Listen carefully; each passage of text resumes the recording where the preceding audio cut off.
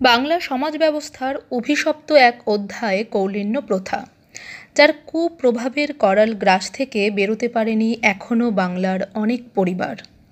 কিন্তু প্রশ্ন হলো, এই কৌলিন্য প্রথার উৎপত্তি কিভাবে? কেনই বা হয়েছিল এই কৌলিন্য প্রথার উৎপত্তি? সাধারণত এই কৌলিন্য কথাটি এসেছে কুলীন থেকে। কুলীন কথার অর্থ হল উত্তম কুল যুক্ত বা সম্ভ্রম বংশজাত। এখন প্রশ্ন, কোন কুল উত্তম তা নির্ণয় হবে কিভাবে?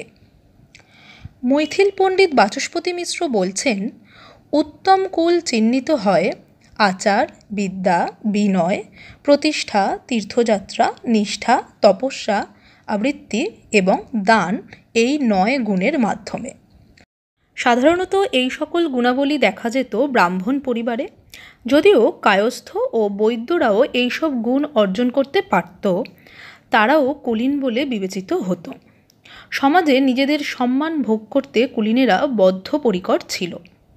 কিন্তু নিজেদের কুলীন তকমা বজায় রাখতে বদ্ধপরিকর মানুষগুলি যে নৃশংস খেলায় নেমেছিল, তাই কৌলিন্য প্রথার অবক্ষয়কে সূচিত করেছিল।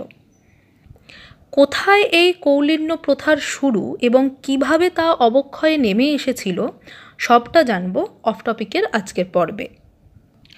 বাংলা ভাষা ও সাহিত্যের প্রতি অনুসন্ধিৎসু বাঙালির জন্য বাংলা সাহিত্য ও সংস্কৃতির টুকরো টুকরো কথা নিয়ে সাজানো আমার বাংলার বিশেষ নিবেদন অফ টপিক। আমার বাংলার অফ টপিকের আজকের পর্ব কৌলিন্য প্রথা। বাংলাদেশের কুল পঞ্জিকা সংজ্ঞাকক গ্রন্থে কৌলিন্য প্রথার উৎপত্তি প্রসঙ্গে 2 নরপতির উল্লেখ পাওয়া যায়। একজন আদিশুর, অপরজন বল্লাল সেন।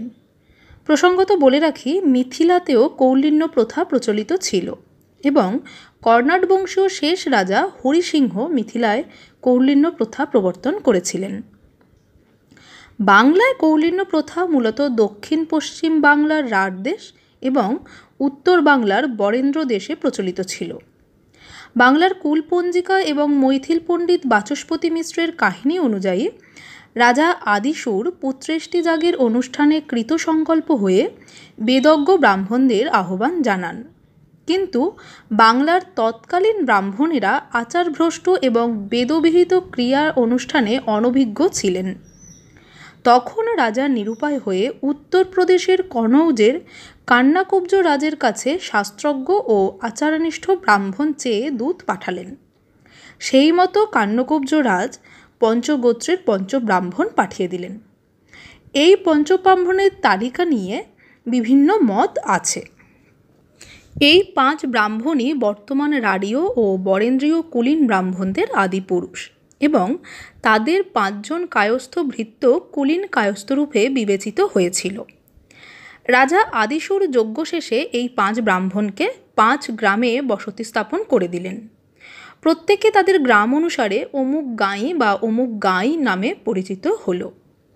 ক্রমে ক্রমে কুলীন ব্রাহ্মণ ও কায়স্থরা নিজেদের মধ্যে বিবাহ আদান প্রদানের মাধ্যমে বংশবৃদ্ধি করল এবং কুলীন ব্রাহ্মণ ও কায়স্থর সংখ্যা বৃদ্ধি পেতে থাকল। এদিকে বাংলায় 5 ব্রাহ্মণের আসার আগে 700 ব্রাহ্মণ ছিল। এরা বেদে অনভিজ্ঞ হওয়ায় অশ্রদ্ধেয় হয়ে পড়ল এবং সপ্তসতী নামে পৃথক সম্প্রদায় রূপে বসবাস শুরু করল। কালক্রমে আদিশুরের বংশ ধ্বংস হল এবং সেন বংশীয় রাজারা গৌড় দেশের সিংহাসন আরোহণ করলেন। আদিশুরের বংশধ্বংস সেন বংশ তাজা, বিশস্ক সেনের ক্ষেত্রজ পুত্র বল্লল সেন রাজা। ক্রমে ক্রমে কনৌজ থেকে আগত ব্রাহ্মণদের বংশে সন্তান পরম্পরায় বিদ্যালোপ ও আচারভ্রংশ দেখা দিলে বল্লাল সেন কৌলিন্য মর্যাদা স্থাপনের ব্যবস্থা করলেন। তিনি মনে করেন, কৌলিন্য প্রকাশক সদ্গুণ রক্ষায় পুরস্কৃত করলে ব্রাহ্মণরা সে বিষয়ে যত্নবান হবেন। কৌলিন্য প্রবর্তক এই 9 গুণ হল আচার, বিদ্যা, বিনয়, প্রতিষ্ঠা, তীর্থদর্শন, নিষ্ঠা, আবৃত্তি, তপস্যা এবং দান।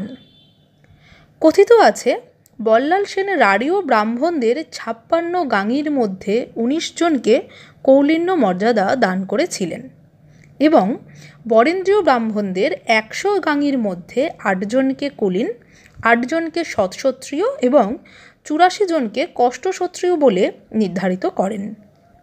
শুধু তাই নয়, বল্লাল সেন নিয়ম করেছিলেন প্রতি 36 বছরের শেষে একবার গুণ ও কর্ম অনুযায়ী কুলীন হিসাবে বাছাই করা হবে। এমনকি এই 9 গুণের মাপকাঠিতে কায়স্থ ও বৈদ্যরাও উত্তম কুলজ অর্থাৎ কুলীন বলে বিবেচিত হতে পারবে। বোঝাই যাচ্ছে এর উদ্দেশ্য কুল মর্যাদা রক্ষায় সকলে ধার্মিক ও গুণবান হতে চেষ্টা করবে। এবং এতক্ষণের আলোচনায় বলা যায়, রাজা আদিশুর উচ্চ বংশজাত ব্রাহ্মণদের বাংলায় এনে কৌলিন্য প্রথার যে বীজ বপন করেছিলেন, বল্লাল সেন 9 গুণ রক্ষার মাধ্যমে কৌলিন্য মর্যাদা দান করে সেই কৌলিন্য প্রথা অঙ্কুরিত করেছিলেন। অর্থাৎ কৌলিন্য প্রথার উৎপত্তি এভাবেই ঘটেছিল। কথিত আছে রাজা বল্লাল সেন কৌলিন্য মর্যাদা স্থাপনের দিন স্থির করে ব্রাহ্মণদের নিত্য ক্রিয়া শেষে রাজসভায় উপস্থিত হতে আদেশ করেন। তাতে কিছু ব্রাহ্মণ 1 প্রহরে, কেউ 1.5 প্রহরে এবং কেউ 2.5 প্রহরে উপস্থিত হন। যারা 2.5 প্রহরে উপস্থিত হলেন তারাই প্রকৃত কৌলিন্য মর্যাদা প্রাপ্ত হলেন। যারা 1.5 প্রহরে এলেন তারা ক্ষত্রিয়, আর যারা 1 প্রহরে এলেন তারা গৌণ কুলীন বলে পরিচিত হলেন। এর কারণ এই যে প্রকৃত নিয়মে এক ব্রাহ্মণের নিত্যক্রিয়া করতে অনেক সময় লাগে, তাই যারা 2.5 প্রহরে এসেছিলেন তারাই প্রকৃতভাবে নিত্যক্রিয়া সম্পন্ন করেছেন।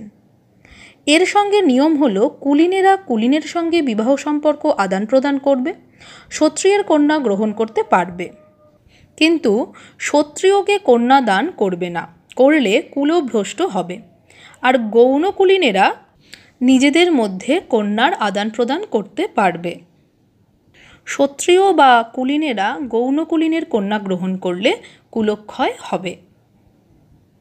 এখন প্রশ্ন থেকে যায়, তাহলে কৌলিন্য প্রথা বাংলার সমাজে বিভীষিকাময় হয়ে উঠল কিভাবে? এর উত্তরে বলতে হয়, বল্লাল সেনের কৌলিন্য মর্যাদা রক্ষার প্রয়াস প্রথম দিকে সফল হলেও পরে লক্ষণ সেনের আমলে এই ব্যবস্থা বংশানুক্রমিক হয়ে দুর্বিষহ রূপ নিতে শুরু করে। সব কিছু ভুলে কুলমর্যাদা রক্ষাই জীবনের তখন প্রধান লক্ষণ হয়ে ওঠে। এর ফলে অসতিপর বৃদ্ধের সঙ্গে 7-8 বছরের মেয়ের বিয়ে দিয়ে কুল রক্ষার দৃষ্টান্ত সমাজে এবং সমাজ থেকে কপালকুণ্ডলা, অন্তর্জলি যাত্রার মতো উপন্যাসের পাতায় ছড়িয়ে পড়ে।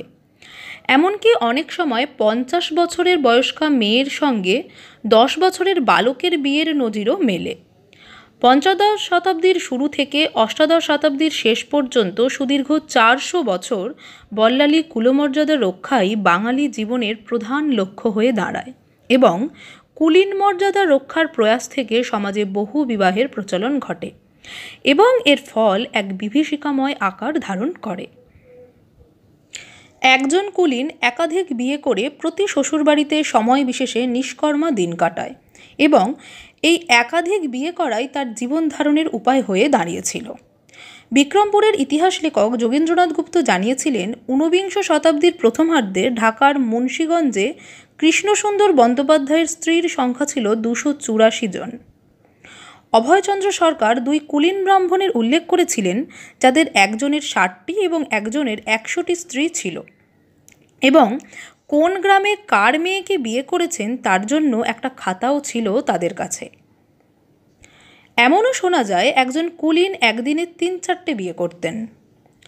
কখনো কখনো একজন কুলীনের সঙ্গে কোনো বাড়ির সমস্ত বোনেদের বিয়ে দেওয়ারও দৃষ্টান্ত পাওয়া গেছে। বহু বিবাহ ও নিষ্কর্মা স্বামীর দ্বারা অবহেলিত স্ত্রীরা ব্যভিচার, গর্ভপাত, শিশু হত্যা ও বেশ্যাবৃত্তির মতো জঘন্য অপরাধেও সামিল হতো। এইভাবেই কৌলিন্য প্রথা থেকে কুল মর্যাদা রক্ষাকে কেন্দ্র করে বাংলার সমাজ এক বিভীষিকাময় অধ্যায়ের স্মৃতি বহন করে চলেছে। এই রকমই বাঙালি ও বাংলার সংস্কৃত বিষয়ক নানান গল্প জানতে সাবস্ক্রাইব করে দেখতে থাকুন আমার বাংলার অফ টপিক।